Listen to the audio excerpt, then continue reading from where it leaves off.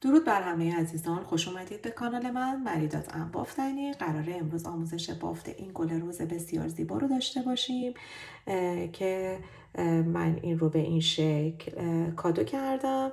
میتونید تقدیم به هر عزیزی بکنید و تا آخر عمر این یادگاری قشنگ برای اون شخص باقی میمونه. بریم با هم آموزش رو ببینیم. حتما کلید سابسکرایب رو فعال کن. کلی آموزش رایگان میتونی در پیجم ببینی. بریم با هم آموزشش رو ببینیم. برای بافت گل رز من از قلاب شماره 4 دارم استفاده میکنم. کانوام کانوای اکسافت هستش. میام در ابتدای کار یه گره میزنم و 15 تا زنجیره. 1 2 3 4 5 6 7 8 9 10 11 12 13 14 و 15 تا زنجیره میزنم. حالا میام 3 تا زنجیره هم در ابتدای کار. حالا میام اینجا 2 تا پایه بلند دیگه داخل اولی زنجیره میزنم که با این 3 تا زنجیره میشه 3 پایه. یه تک زنجیره میزنم، یک پایه رو رها میکنم، میام زنجیره بعدی و 3 پایه بلند میبافم. 2 و 3. یه تک زنجیره میزنم، یه خونه رها میرم داخل بعدی و 3 تا پایه بلند میبافم. دوباره یه تک زنجیره میزنم، یه زنجیره رها داخل زنجیره بعدی، دوباره 3 تا پایه بلند میبافم. به همین ترتیب تا انتهای بافت این کار رو تکرار میکنم. خب به انتهای کار رسیدم. 3 تا پای بلند رو زدم، یه تک زنجیره، یک زنجیره رها میرم داخل آخرین پایه و 3 پایه بلندم رو میبافم و کار به این شکل در میاد. به این حالت. خب من تا انتها بافتم. حالا میام 2 تا زنجیره میزنم، کار رو برمیگردونم، میام روی اولین پایه یک پایه بلند میبافم، روی بعدی 2 تا میبافم، یعنی افزایش. دوباره روی پایه بعدی یک پایه میبافم. حالا 2 تا زنجیره میزنم، میام همینجا یک بست میزنم. دوباره میام 2 تا زنجیره میزنم. حالا میام یک خونه رها میرم داخل بعدی و یک پایه بلند. روی بعدی افزایش داریم، 2 تا میبافم. روی بعدی یک پایه.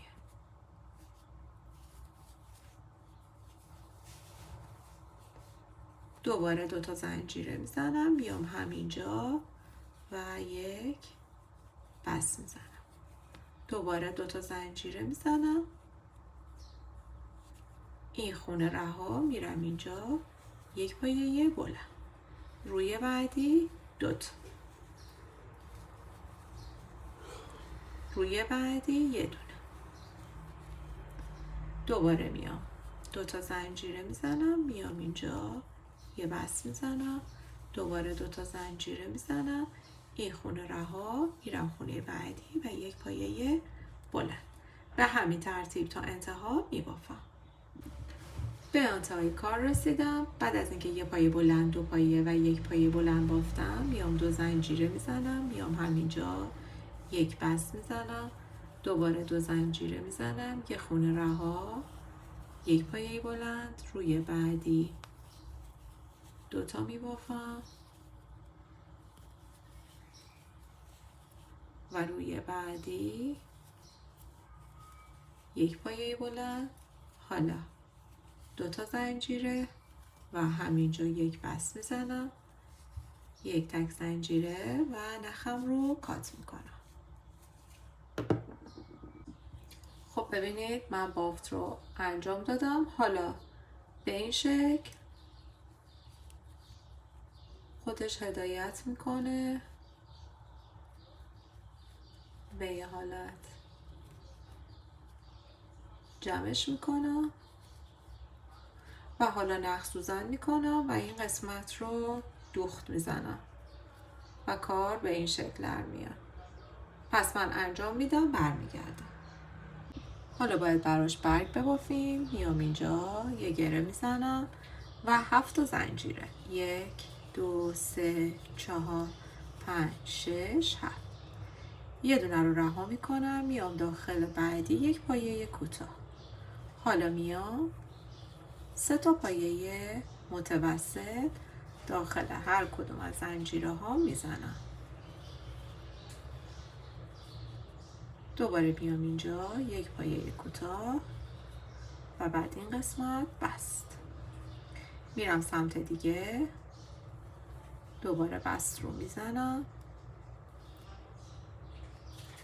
ببینید اینجا که بست رو میزنم، سمت دیگه به این شکل یک بست میزنم. حالا پایه کوتاه قرینه این سمت،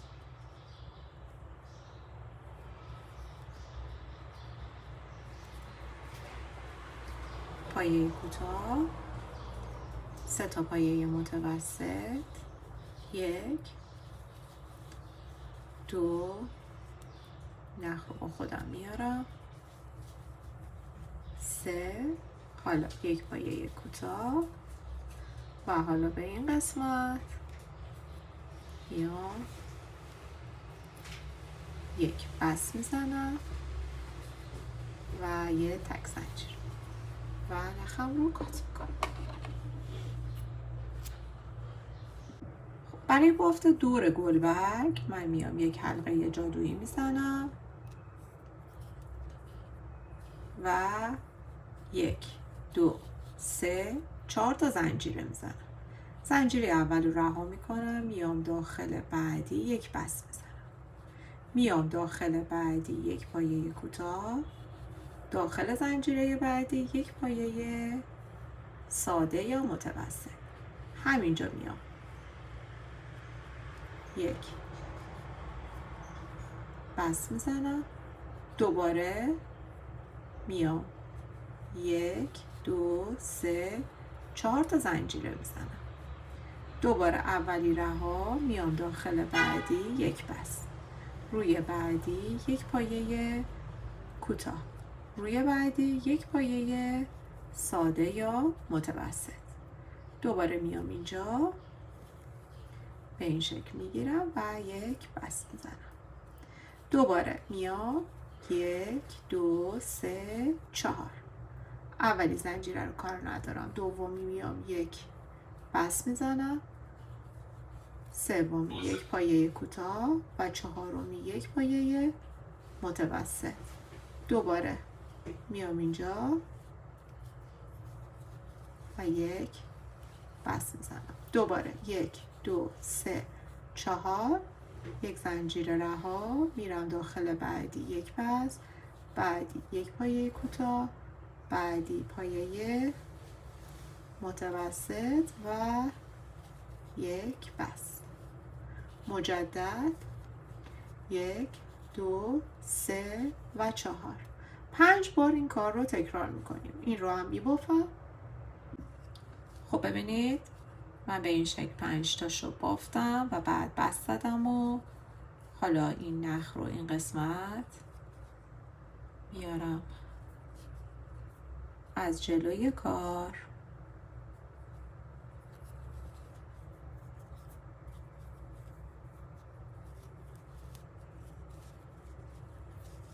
این رو یه کوچولو از این قسمت عبورش میدم.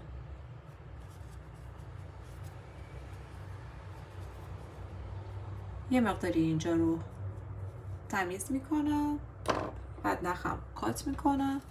حالا از مفتول استفاده میکنم، میام از این وسط به این شکل میگیرم و حالا از یه دونه از این گلبرگ ها عبورش میدم و به این شکل نخ رو این مفتول رو تاش میکنم. به این حالت.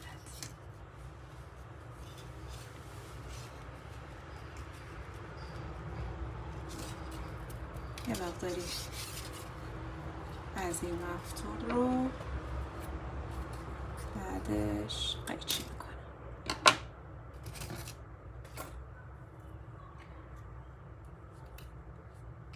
حالا با چسب این گل رو اینجا میچسبونم و بعد حالا نوبت این قسمت میشه که حالا نخ رو دور این قسمت باید بپیچم. خب ببینید من کار رو تمومش کردم. حالا میخوایم کاور روش رو ببافیم. میام 40 تا زنجیره میزنم.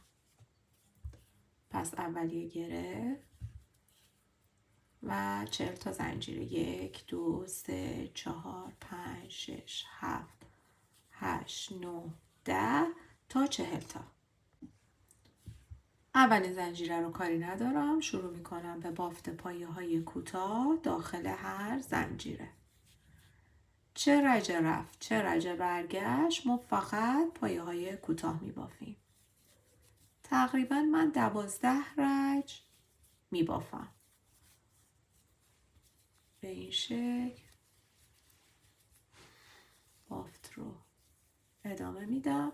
خب من میبافم تا انتها. پشت کارم بهتون نشون میدم و دیگه فقط به حالت رجه رفت و برگشت میبافم. خب ببینید من تا انتها بافتم. در واقع دارم به این شکل برای طول از این ارتفاع کارم هستش و حالا باید طولی ببافم.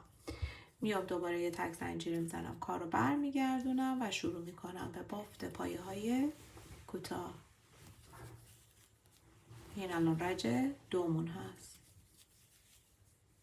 12 رج من به این شکل بافت رو ادامه میدم. به این حالت. خب ببینید دوستان من به جای 40 تا پایه یعنی در واقع زنجیره اولیه 30 تا زدم، چون احساس کردم که بلندتر میشه و من دوست نداشتم. یعنی در همین حد برای من کافیه که بعد این قسمت رو به این شکل میگیرم، به این حالت جمعش میکنم و اینجا رو با بند من 70 تا زنجیره زدم. باز بستگی داره به مال خودتون و این دور رو میبافم، گره میزنم به حالت روبان. و اینکه شما اگر خواستید نختون رو کور بکنید، ببینید من از اینجا این نخ رو کور کردم، میبینید این قسمت رو.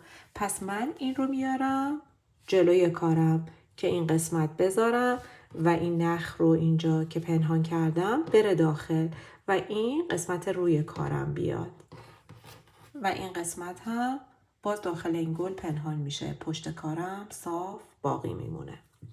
برای یه زنجیره زدنم که همین گره میزنم به این شکل و شروع میکنم به 1 2 3 4 5 6 به هر تعدادی که دوست دارید بند این روبانتون باشه. من 70 تا زنجیره زدم.